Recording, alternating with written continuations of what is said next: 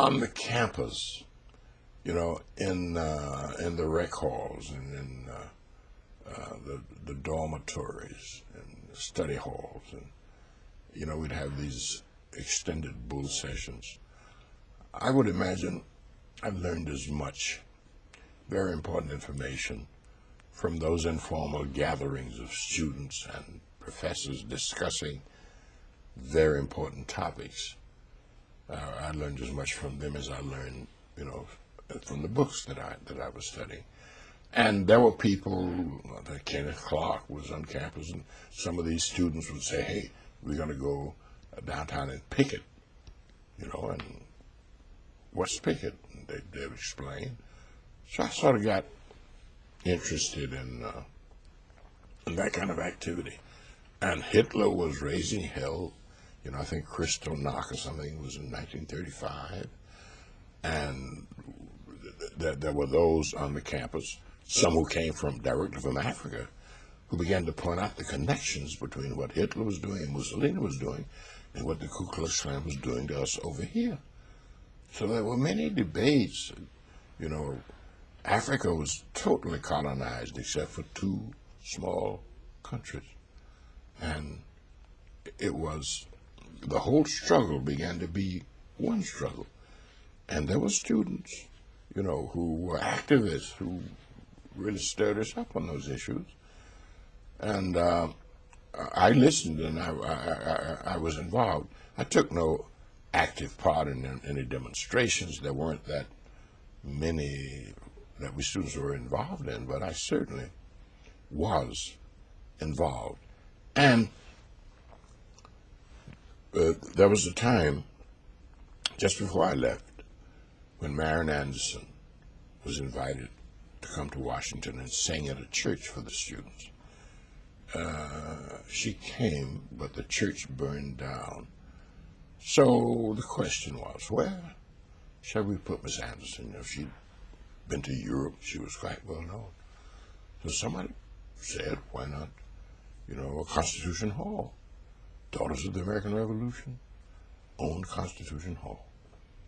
And they went to Constitution Hall, and the daughter said, no, we can't do that. Mrs. Roosevelt was exercised about it. She resigned, got together with Harold Ickes, Secretary of the Interior, arranged for Marian Anderson to sing on the steps of the Lincoln Memorial. And so on Easter, April 15th or 16th, 1939, there we were, about 75,000 people, and tremendous hunk of the student body of Howard University, cold Easter day, standing out there, and she's up on the steps, and she's singing. And there was something about her voice, something that reached inside you and just lifted you up and empowered you, and you became all the things that you hadn't been. I mean, all the effects of niggerization and the things that had kept you from believing in yourself sort of melted away. And I was astounded, and I was amazed, and I was redeemed, and I was ennobled, and I saw that that's what I really wanted to do. I was going to do mine, writing plays and all, but I wanted to have that same effect that she had. Now, this so happened that it happened on the Sunday that I had planned to leave Howard and go to Washington. So I delayed it a week. But I go to New York. But I got to New York on the 23rd, I think, of April. But that feeling was still in me when I first came to New York and found Harlem and found that little theater in the library basement and found the Apollo and found that life.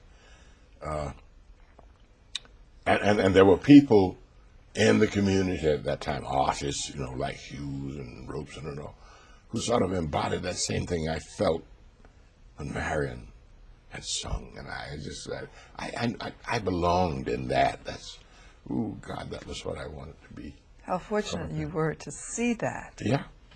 And as you said, when I'm assuming by what you said, you had more clarity about perhaps what happened to you when you were 7 years old in the police station.